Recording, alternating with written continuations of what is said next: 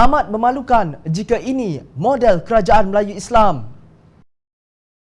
Pakatan Harapan kesal Kerajaan Perikatan Nasional pimpinan Tan Sri Muhyiddin Yassin meminggirkan Menteri Besar dan Ketua Menteri daripada parti itu pada mesyuarat khas bagi menyelaraskan Perintah Kawalan Pergerakan antara negeri baru-baru ini.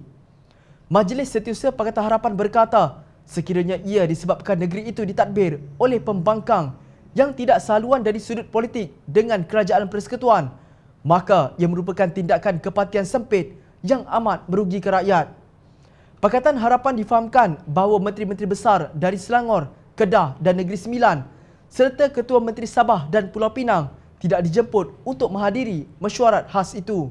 Umum sedia maklum bahawa kelima-lima negeri ini merangkumi hampir 40% seluruh penduduk di Malaysia dan sejumlah besar kes COVID-19 ini turut berlaku di negeri-negeri ini, kata Majlis Setiausaha Pakatan Harapan dalam satu kenyataan. Menurut kenyataan itu, usaha kawalan wabak COVID-19 tanpa mengambil kira sebahagian wilayah dalam negara ini pasti akan menemui kegagalan. Oleh itu, Majlis Setiausaha Pakatan Harapan menggesa Putrajaya untuk segera memanggil pertemuan bersama menteri-menteri besar dan ketua-ketua menteri ini demi kemaslahatan dan keselamatan warga negeri-negeri tersebut, kata kenyataan itu. Beginikah sikap kerajaan yang diwar-warkan kononnya berteraskan Melayu Islam. Setelah kantoi dan menerima kecaman, Ketua Setiausaha Negara Datuk Seri Muhammad Zuki Ali memohon maaf kerana tidak mempelawa Ketua Kerajaan Negeri di bawah Pakatan Harapan untuk menghadiri mesyuarat khas berhubung COVID-19 dengan Perdana Menteri Kerajaan Pintu Belakang ini. Mengapa pula Ketua Setiausaha Negara yang meminta maaf? Beliau hanya seorang penjawat awam yang berkecuali daripada parti politik.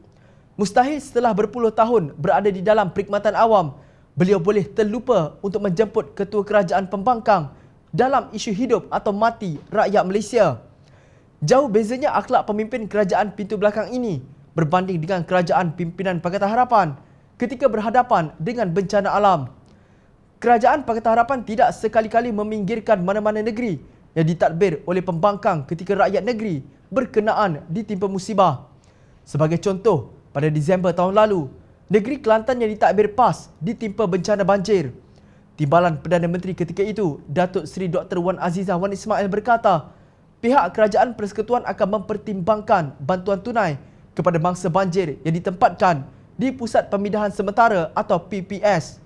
Kita akan timbang beberapa banyak kerugian dan melihat keadaan kewangan kita mampu atau tidak, katanya ketika melawat mangsa banjir di Gual Tinggi yang menempatkan 809 mangsa.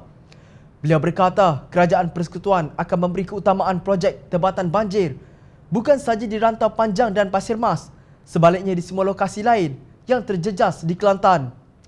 Perdana Menteri Kerajaan Pakatan Harapan Tun Dr. Mahathir Mohamad yang baik hati memberi one-off sebanyak 400 juta ringgit kepada Kelantan. Untuk apa one-off 400 juta ringgit itu?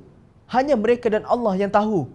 Ibarat peribahasa diberi susu tetapi dibalas pula dengan tuba, yang bermaksud sesuatu kebaikan yang dilakukan tapi dibalas dengan kejahatan. Itulah yang boleh digambarkan terhadap perbuatan kerajaan pintu belakang atau kerajaan tebuk atap yang meminggirkan negeri yang diperintah oleh kerajaan yang tidak saluan dengan Perikatan Nasional. Belum apa-apa sudah nampak cubaan mereka untuk menganiaya rakyat di negeri yang ditadbir oleh Pakatan Harapan dan Warisan.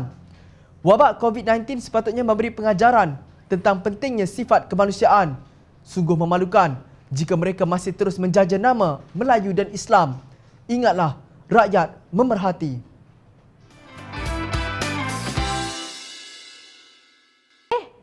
Hai!